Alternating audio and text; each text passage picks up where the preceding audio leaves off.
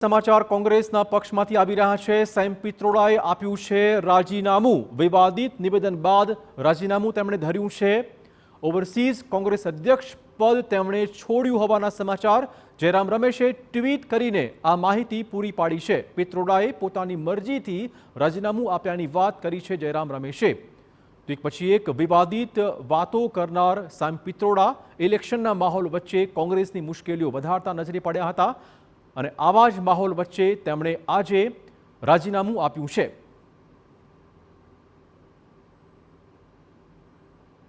તો લોકસભા ઇલેક્શનનો માહોલ, વારસાઈ ટેક્સ અને ભારતમાં રંગભેદ આ બંને નિવેદન મુદ્દે ચોક્કસ ઘેરાઈ ગયા હતા।